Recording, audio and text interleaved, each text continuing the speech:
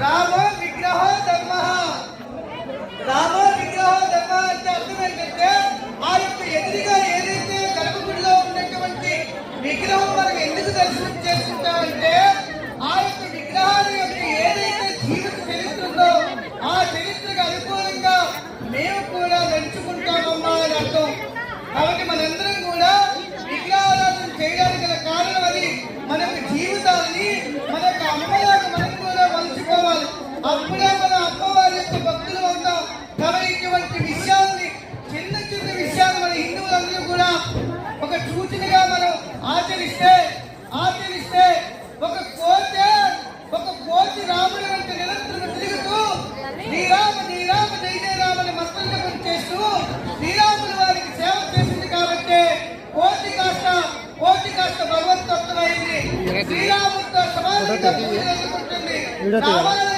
ఊరుండొచ్చేమో కానీ హనుమంతుడి యొక్క జంక్షన్ ఉండదు. కోతే భగవంతుడైతే ఒక కోతే నువ్వు మనిషివి కదా, నువ్వు అరిచేతుల వైకుంఠాలను కూడా చూసేటటువంటి ఈ సెల్ ఫోన్ కూడా నువ్వే కనిపెట్టావు. అంత గొప్ప మనిషివి నువ్వెందుకు భగవంతుడి కాదాపడుతున్నావు? ఒకసారి ఆలోచించండి హిందువులారా.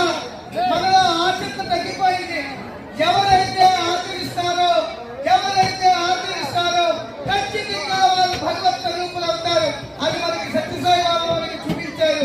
కాబట్టి మన అందరం కూడా అమ్మవారికి పూజ ఎంత భక్తి శ్రద్ధలతో చేస్తామో